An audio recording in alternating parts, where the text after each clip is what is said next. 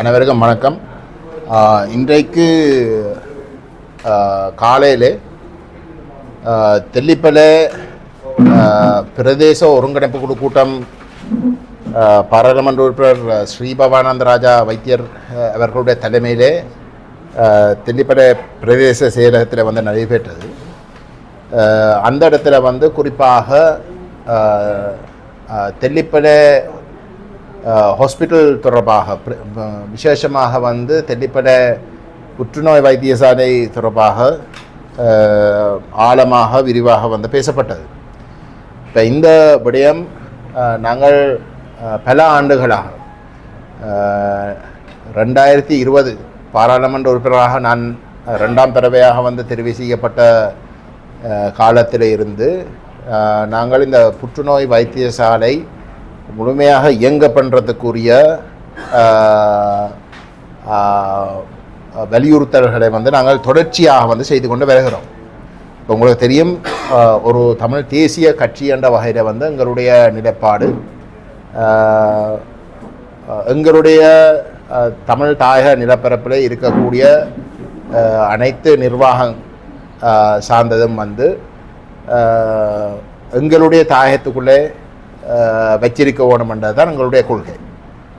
அந்த வகையில் இன்றைக்கு மாகாண சபை என்ற அடிப்படையிலே உருவாக்கப்பட்டிருக்கிற ஒரு கட்டமைப்பில் எங்களுக்கு 13ஆம் திருத்தம் ஒற்றையாட்சிக்குள்ளே அதிகாரம் இல்லாவிட்டாலும் கூட நாங்கள் அந்த மாகாண சபைக்கு வழங்கப்பட்டிருக்கின்ற நிர்வாக கட்டமைப்புகளை மத்திக்குள்ளே கொண்டு போகிறத நாங்கள் விரும்பவில்லை. அதுதான் எங்களுடைய கொள்கை. ஆனால் அதில் இருக்கிற குறைபாடு என்னென்றால் ஒற்றையாட்சிக்குள்ளே மத்தி அதுக்குரிய போதிய காசு மற்றது தேவைப்படுகின்ற அங்கீகாரத்தை வழங்காமல் இருக்கிற இடத்துல அந்த மாகாண சபையில் இயங்கவே முடியாத ஒரு நிலைமைக்கு தள்ளப்படும். அந்த வகையில் தான் தெல்லிப்பளை வைத்தியசாலை இன்றைக்கு ஒரு பேஸ் ஹாஸ்பிட்டல். அந்த பேஸ் ஹாஸ்பிட்டல்ன்றது மாகாண சபை கட்டமைப்புக்குள்ளே தான் வருகின்றது. அந்த பேஸ் ஹாஸ்பிட்டல் கட்டமைப்புக்குள்ளே நிலப்பரப்புக்குள்ளே தெல்லிப்பளையினுடைய புற்றுநோய் வைத்தியசாலையும் இயங்கி கொண்டு இருக்கின்றது. அப்போ அந்த புற்றுநோய் வைத்தியசாலை தெல்லிப்பளைக்குள்ளே இயங்குகிற இடத்துல புற்றுநோய்க்குரிய வைத்தியசாலைக்கு தேவைப்படுகின்ற ஆளணி மற்ற விசேட ஏற்பாடுகள் ஒரு பேஸ் ஹாஸ்பிட்டலுக்குள்ளே வச்சிருக்க முடியாத ஒரு கட்டத்தில், ஏனென்றால் பேஸ் ஹாஸ்பிட்டலுக்குரிய வளங்கள் குறைவு. அந்த காரணமாக நடைமுறையில் புற்றுநோய் வைத்தியசாலைக்கு தேவைப்படுகின்ற ஆளணி, குறிப்பாக வைத்தியர்கள் போன்றவர்கள் யாழ்ப்பாண பொதுன வைத்தியசாலை உடைய நியமனங்களாக இருந்து, ஆனால் அதே சமயம் தெல்லிப்பளையில் இயங்கி கொண்டு வருகிறார். ஆனால் அதுக்கு தேவைப்படுகின்ற நர்சிங் ஸ்டாஃப் எல்லாமே பேஸ் ஹாஸ்பிட்டலுக்குள்ளால் தான் வருது. இப்போ பொதுவாக தொடர்ச்சியாக முன்வைக்கப்படுகின்ற குறைபாடு என்னென்றால் பேஸ் ஹாஸ்பிட்டலுக்கு தேவைப்படுகின்ற ஆளணி, அது விசேஷமாக நர்சிங் ஸ்டாஃபே பேஸ் ஹாஸ்பிட்டலாக இயங்குறதுக்கு மட்டுமே போதாமல் இருக்குது. ஏனென்றால் நர்சிங் ஸ்டாஃபுக்குரிய கார்டு ரிவிஷன் நடத்தப்படவில்லை, போதிய அளவு நிதி வழங்கப்படுவதில்லை, வளங்கள் கொடுப்பதில்லை. அது பொதுவாக மாகாண சபைகளுக்கு இருக்கக்கூடிய குறைபாடுகளே அவ்வகையில் இருக்க, இந்த புற்றுநோய் வைத்தியசாலை ஒரு ஸ்பெஷலிஸ்ட் வைத்தியசாலையாக இயங்க வேண்டிய ஒரு இடத்துல இந்த பேஸ் ஹாஸ்பிட்டலுக்குள்ளே தொடர்ந்து வச்சிருக்கிற ஒன்றுமே செய்ய முடியாமல் இருக்கிற ஒரு நிலையில் புற்றுநோய் பேஷண்ட்ஸ் அவர்களுக்கு உயிராபத்தும் இருக்கிற ஒரு நிலையில் இந்த பற்றாக்குறை சகிக்க முடியாதுன்ற ஒரு காரணத்தை பரவலாக அதில் இருக்கக்கூடிய நிலம்புரி சங்கம் எங்களுக்கு சொல்லியிருக்கு, அதே நேரம் வைத்தியர்களும் சொல்லியிருக்கு. இப்போ இந்த அடிப்படையில் கடந்த ஒரு 6 மாதத்துக்கு முன்னம் யாழ்ப்பாண மாவட்ட ஒருங்கிணைப்பு கூட்டத்தில் இந்த பிரச்சனை எழுப்பப்பட்ட பொழுது வைத்தியர் ஸ்ரீபவானந்த ராஜா இந்த யதார்த்தத்தை சுட்டி காட்டி பேஸ் ஹாஸ்பிட்டலும் கேன்சர் யூனிட் எல்லாமாகவே மத்திய அரசுக்குள்ளே கொண்டு போகணும் என்ற கோரிக்கையை முன்வச்சார். அந்த இடத்துல ஏனைய, அதாவது தேசிய மக்கள் சக்தி அல்லாத ஏனைய பாராளுமன்ற உறுப்பினர்களும் ஏனைய கட்சி பிரதிநிதிகளும் அந்த கேன்சர் யூனிட்டை வந்து ஒரு ஸ்பெஷல் யூனிட்டாக வந்து அங்கீகரித்து அதுக்கு அது முழுமையாக இயங்குறதுக்கு தேவைப்படுகின்ற நர்சிங் போன்ற மற்ற வேறு அனைத்து வளங்களும் வந்து பிரிச்செடுத்து அதை இயங்க பண்ணுறதுக்கு வந்து இணக்கம் தெரிவித்தது. அது மத்திக்குள்ளே தான் இயங்க வேணுமென்ற இருந்தால் அதை மத்திக்குள்ளே கொண்டு போய் இயங்குறதுக்கு வந்து நாங்கள் இணக்கம் தெரிவித்து பேஸ் ஹாஸ்பிட்டலில் வந்து மாகாணத்துக்குள்ளே வச்சு கொண்டே வந்து அதை முழுமையாக வந்து பலப்படுத்துறதுக்கு தான் நாங்கள் இணக்கம் தெரிவிச்சிருந்தோம்.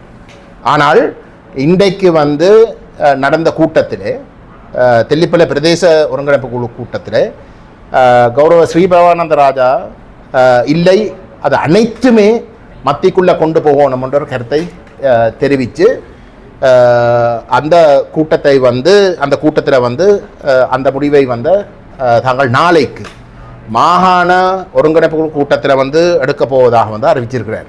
இப்போ இதில் வந்து நான் என்னுடைய ஆலோசனையின் பிரகாரம் வந்து போன மாவட்ட ஒருங்கிணைப்பு குழு கூட்டத்தில் வந்து தெல்லிப்பளை புற்றுநோய் வைத்தியசாலை ஒரு ஸ்பெஷல் யூனிட்டாக இயங்க பண்ணுறதுக்குரிய தீர்மானம் எடுக்கப்பட பாராளுமன்ற உறுப்பினர் அர்ச்சுனா ராமநாதன் வந்து தான் வந்து தெல்லிப்பளை புற்றுநோய் வைத்தியசாலை ஸ்பெஷலைஸ்ட் யூனிட்டாக மத்திக்குள்ளே கொண்டு போகிறத வந்து முழுமையாக எதிர்த்து மாகாணத்துக்குள்ளே இருக்கிற ஒரு விஷயத்தை வந்து கொண்டு போகலாண்டு அன்றைக்கு எதிர்த்த போட்டு இன்றைக்கு வந்து ஸ்ரீபவானந்த ராஜா பேஸ் ஹாஸ்பிட்டலையும் சேர்த்து புற்றுநோய் வைத்தியசாலையும் மத்திக்குள்ளே கொண்டு போகிறதுக்கு வந்து கருத்து தெரிவித்த இடத்துல வந்து அதை ஆமோதித்தது தான் அர்ச்சுனா ராமநாதனுடைய நிலைப்பாடாக இருக்குது. ஆகவே நான் இன்றைக்கு வந்து எங்களோட மக்களுக்கு தெளிவாக சொல்ல விரும்புவது மாகாண சபைகள் சம்பந்தமாக எங்களுக்கு இருக்கிற விமர்சனமே வந்து அரசாங்கம் திட்டமிட்டு மாகாண சபைக்கு கீழே இருக்கக்கூடிய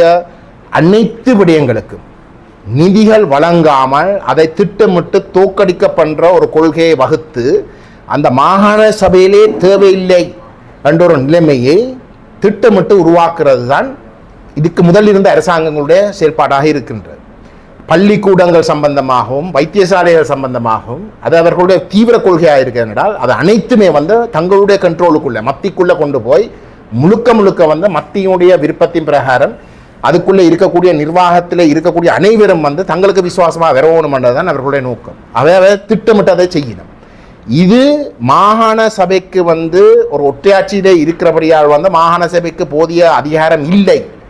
மாறாக வந்து அது முழுக்க மத்தியில் தங்கியிருக்கிற ஒரு நிலையில தான் அந்த மாகாண சபை என்ற மாயை வச்சு கொண்டு ஏதோ இருக்கிறது மாதிரி காட்டிக்கொண்டு ஆனால் உண்மையிலே வந்து அவர்களுக்கு இருக்கிற அதிகாரங்களை அந்த மாகாணத்துக்கு மேலே அவர்களுக்கு இருக்கக்கூடிய அந்த ஆதிக்கத்தை வச்சு கொண்டு தான் அது திட்டமிட்டு வந்து தோற்கடிக்க பண்ணுறதுக்குரிய வேலையும் நடக்குது.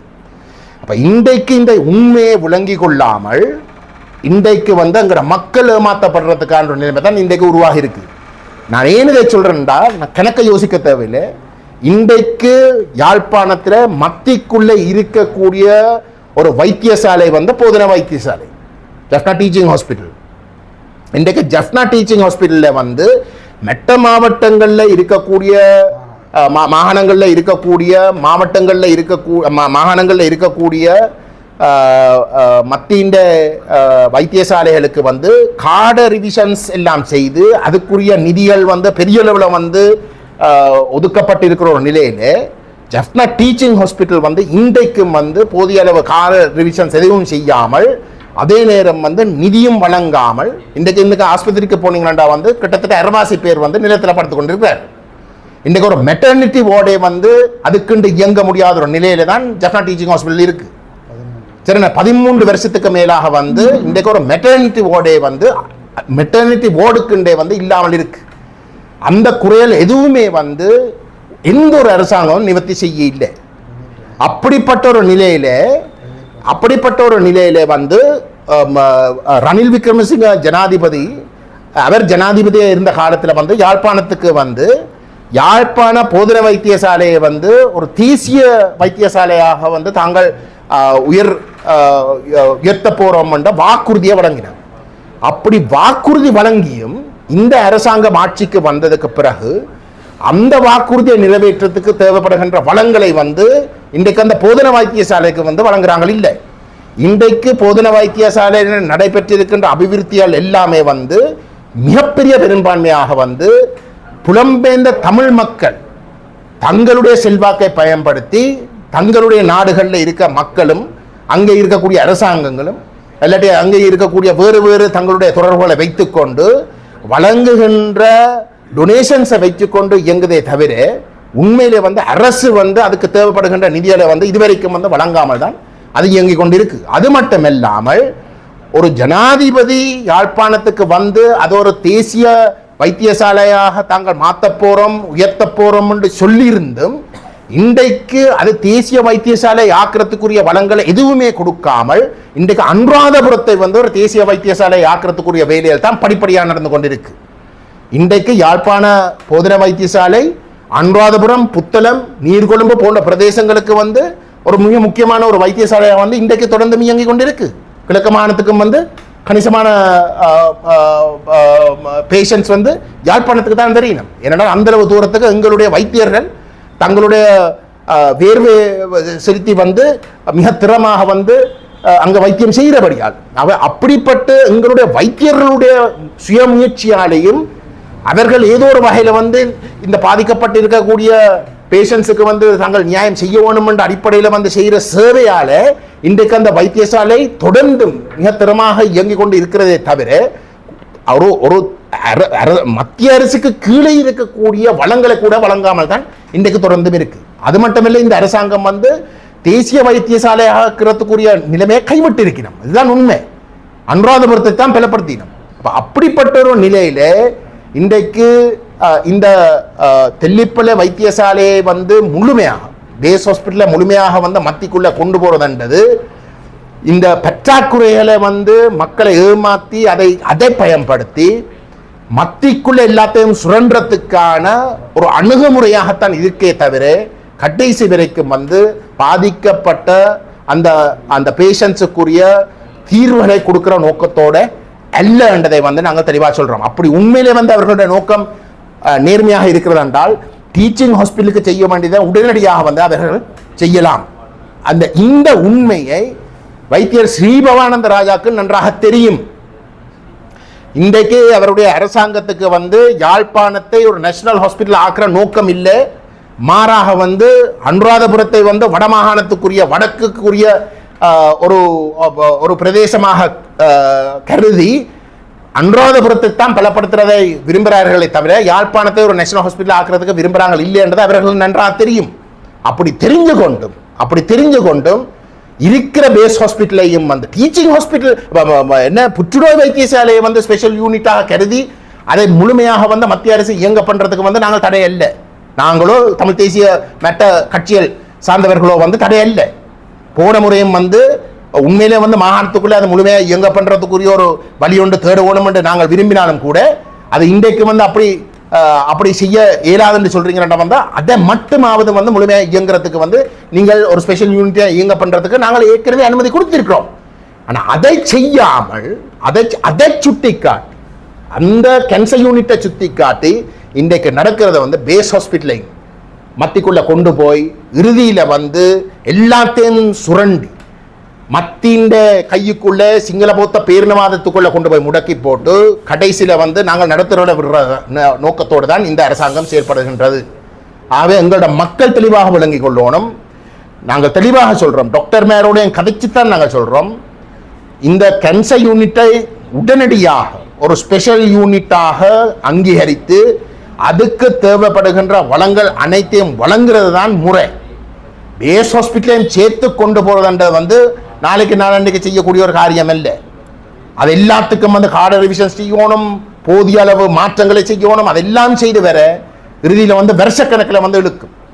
அவை இது எல்லாமே இந்த பற்றாக்குறையை திட்டமிட்டு இந்த அரசாங்கங்கள் உருவாக்கி இந்த மக்களை ஏமாற்றி ஏதோ மத்திக்குள்ள கொண்டு போனால் மட்டும்தான் இது சரியாக இயங்கும் என்ற ஒரு மாயை காட்டி இறுதியில் அனைத்தையும் தங்களோட கட்டுப்பாட்டுக்குள்ள கொண்டு போறது மட்டும்தான் நோக்கமே தவிர உண்மையிலே இந்த பாதிக்கப்பட்ட மக்களுக்குரிய தீர்வுகளை கொடுக்கறதில்லை. தீர்வு கொடுக்கிற நோக்கமாக இருந்தால் இன்றைக்கு மாகாண சபைக்கு கீழே இருக்கக்கூடிய அத்தனை வைத்தியசாலைகளுக்கும் பள்ளிக்கூடங்களுக்கும் கட்டமைப்புகளுக்கும் போதிய அளவு நிதியை அவர்கள் ஒதுக்கலாம். ஒதுக்காமல் ஆளணியை வழங்காமல் அவர்கள் இன்றைக்கு வரைக்கும் வந்து மாகாணத்துக்குள்ளே இருக்கக்கூடிய அத்தனை கட்டமைப்புகளையும் வந்து தோற்கடிக்கிறதுக்கு வேலை செய்கிறதுக்கு காரணம் வந்து மத்திக்குள்ளே கொண்டு போய் போதனை வைத்தியசாலையை எப்படி மட்டப்படுத்தி வச்சிருக்கிறார்களோ அதே மாதிரி கொண்டு போனதுக்கு பிறகு வந்து மட்டப்படுத்தி தான் வச்சிருக்கிறோம். இது நாங்கள் ஒரு பொறுப்பு வாய்ந்த ஒரு மக்களால் தெரிவு செய்யப்பட்ட ஒரு அமைப்பென்ற வகையில் நாங்கள் எங்களோட மக்களுக்கு சுட்டி காட்ட வேண்டிய கட்டாய தேவை இருக்கின்றது. அந்த அடிப்படையில் தான் நாங்கள் இந்த கருத்துக்களை பதிவு செய்ய விரும்புகின்றோம். நாளைக்கு வந்து அரசாங்கம் ஒரு முடிவை எடுத்து அவர்கள் அமுல்படுத்த போகிறார்கள் என்றால் தாராளமாக செய்யட்டும். ஆனால் அதை செய்கிற நேரத்தில் நாங்கள் இன்றைக்கு இதன் ஆபத்துகள் இவர்களுடைய உண்மையான நோக்கங்கள் அனைத்தையும் சுட்டிக்காட்டியும் தான் இது நடக்குதுன்றதை எங்களுடைய மக்கள் விளங்கிக் கொள்வதற்காக நாங்கள் இன்றைக்கு இந்த ஊடக சந்திப்பு ஊடாக தெளிவுபடுத்த விரும்புகின்றோம்.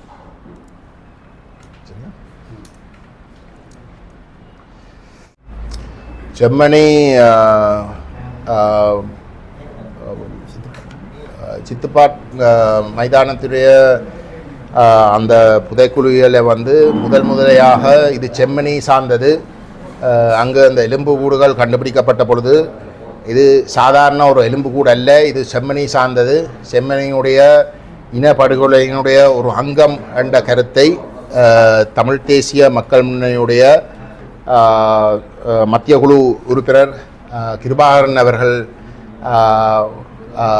உடைய கடும் முயற்சியாலே தான் உண்மையிலே வெளிக்கொண்டு வரப்பட்டது. அந்த விஷயத்தை நாங்கள் முதல் தடவையாக செம்மணி சார்ந்தது தான் இந்த மைதானத்தில் இருக்கக்கூடிய எலும்புக்கூடுகள் என்பதை வந்து இந்த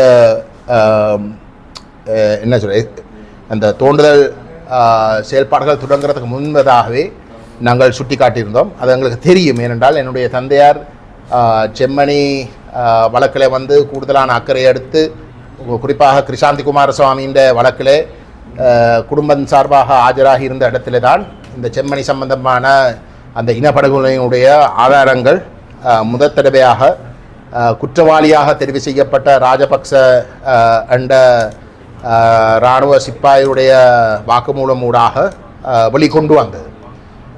அந்த வகையில் வந்து 380 உடல்களுக்கு மேலாக எலும்புக்கூடுகளுக்கு மேலாக இன்றைக்கு கண்டுபிடிக்கப்பட்டதுன்றது வந்து எந்தளவுக்கு தூரம் நாங்கள் இந்த உண்மைகளை வெளிக்கொண்டு வந்ததிலே வந்து நாங்கள் ஒரு பொறுப்போடு நடந்து கொண்டு இருக்கிறோம் என்றதை வந்து அது எடுத்து காட்டுகின்றது. இந்த 380க்கு தாண்டி இது முழுமையாக இந்த ஆராய்ச்சிகள் செய்யப்பட்டால் 600க்கு மேற்பட்ட எலும்புக்கூடுகள் கண்டுபிடிக்கப்படும் செம்மணியில் மட்டும்.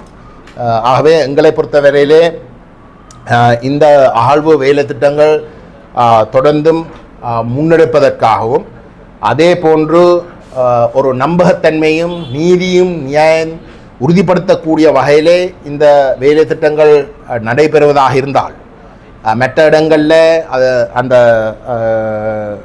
அதில் இருந்து எடுக்கக்கூடிய சாட்சியங்களை திரிவுபடுத்துகிற நோக்கோடு எல்லாத்தையும் முடக்கிறதுக்கு ஒரு சந்தர்ப்பம் வழங்காமல் இருப்பதாக இருந்தால் உண்மையிலே இது ஒரு சர்வதேச விசாரணையாக மாற்றப்பட ஓடும். ஏனென்றால் இது ஆதாரங்கள் கண்ணுக்கு முன்னாலே கண்டுபிடிக்கப்பட்டு கொண்டிருக்கின்ற ஒரு நிலையில் வந்து ஒரு சர்வதேச விசாரணையாக மாற்றப்பட ஓடும் என்றுதான் எங்களுடைய விருப்பமாக இருக்கின்றது. ஆனால் இந்த இவ்வளவு காலமும் வந்து ஒரு இனப்படுகொலை இங்கே நடைபெற்று இருக்கின்றது. இனப்படுகொலை நடந்திருக்கிறதுக்கு செம்மணியும் ஒரு நல்ல உதாரணம் என்று நாங்கள் சுட்டி காட்டி கொண்டு வர இந்த ஆதாரங்கள் தெரிவு செய்யப்படுறதுக்கு முதல் வந்து இனப்படுகொலைக்கான ஆதாரங்கள் எதுவும் இல்லை என்று ஒரு சிலர் சொன்னவர். சரிதானே? ஆதாரங்கள் இல்லை. ஆனால் செம்மணி கண்டுபிடிக்கப்பட்ட இடத்துல வந்து அதே நபர்கள் இனப்படுகொலை இதுவரைக்கும் நடக்கவில்லை என்று சொன்ன நபர்கள் இந்த செம்மணி ஒரு மாஸ்கிரேவாக நிரூபிக்கப்பட்டால் அது இனப்படுகொலைக்கான ஆதாரங்களாக கருதப்படலாம் என்ற கருத்தையும் கூட ஒரு இடத்துல வந்து சொன்னதாக எனக்கு ஞாபகம். உண்மையை சொன்னால் செம்மணியில் வந்து இப்போ கண்டுபிடிக்கப்பட்ட 380 600 என்று சொல்லுவேன் 600 உடல்களும் கொத்து கொத்தாக கொண்டு குவிச்ச சம்பவங்கள் இல்லை.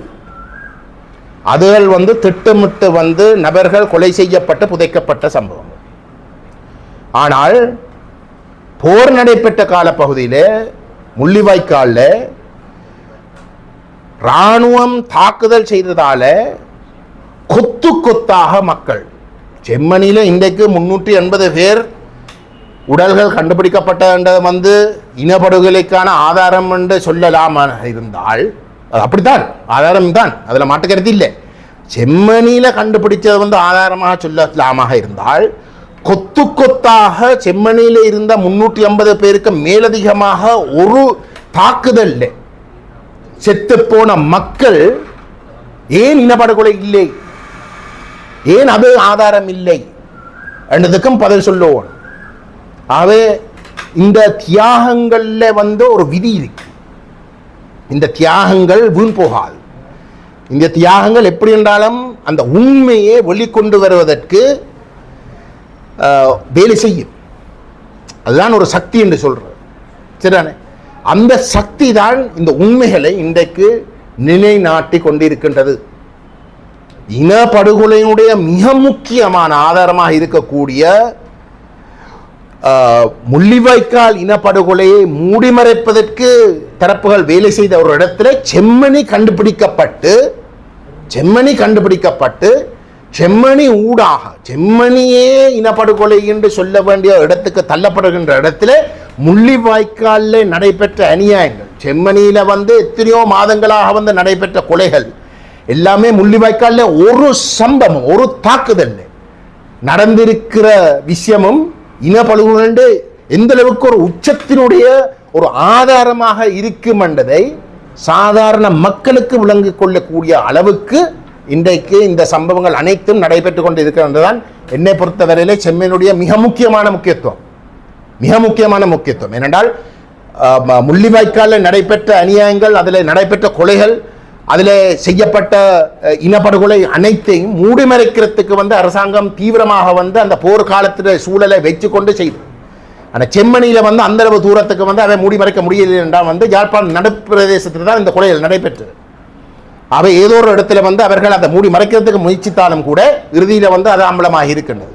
ஆனால் முள்ளிவாய்க்கால் அப்படி அல்ல. ஆகவே இதை நாங்கள் ஒரு பாடமாக கற்று இங்கே நடைபெற்றது என்றதோ இனப்படுகொலை என்றதை இன்னும் தீவிரமாக வலியுறுத்தி ஒட்டுமொத்த தமிழ் இனப்படுகொலைக்கு நியாயத்தை தேடுறதுக்கு ஒரு சர்வதேச குற்றவியல் விசாரணை ஊடாக மட்டும்தான் நாங்கள் அதை உறுதிப்படுத்தலாம் என்ற உண்மை நாங்கள் விளங்கி கொண்டு ஒரு இனமாக நாங்கள் இந்த செம்மணி விடயத்தை தூக்கி வச்சுக்கொண்டு நாங்கள் முள்ளிவாய்க்காலில் நடந்த இனப்படுகொலைக்கும் நியாயம் தேட ஓடும் என்று நான் அனைத்து தரப்புகளுக்கும் தாழ்மையுடன் கேட்டுக்கொள்ள விரும்புகின்றேன். செம்மணி மனித புதகுடி அடையாளம் காணப்பட்ட சித்துப்பாத்தி இந்து மயானத்தை நினைவேந்தரிடமாக மாற்றம் நல்லூர் பிரதேச முன்மொழி அதில் உங்களுடைய அது தாராளமாக வந்து செய்கிறதை வந்து நாங்கள் எங்களோட முழு ஒத்துழைப்பும் இருக்கும். அது ஒரு இனப்படுகொலையினுடைய இன்னொரு வடிவமாக நாங்கள் அதை நினைவு கூறுவது மிகவும் முக்கியம். அதுக்கு எங்களுடைய முழு பூர்ண ஒத்துழைப்பும் இருக்கும். நல்லூர் பிரதேச சபையில் வந்து எங்களுடைய அமைப்புக்கு வந்து நாங்கள் போன முறை நாங்கள் போட்டியிட முறையிலே எங்களோட பட்டியல் இல்லாமல் போனதை இல்லாட்டி நாங்களே வந்து அதை முன்னெடுத்திருப்போம். ஆனால் நிச்சயமாக வந்து ஒரு கட்சியாக வந்து நாங்கள் முன்னெடுக்கிறவர்களுக்கு வந்து எங்களுடைய பூர்ண ஆதரவும் நாங்கள் வழங்குவோம். லஞ்ச ஊழல் ஆணைக்குழுவின் விசாரணையினூடாக இன்றைய தினம் கைது செய்யப்பட்ட ஜோசித இன்றைய தினம் கொழும்பு நீதவான் நீதிமன்றத்தில் அவர் ஆஜர்படுத்தப்பட்ட போது பிணை பெற்று விடுதலை ஆகியுள்ளார். பிணையிலேயே வெளியே சென்றுள்ள நிலையில்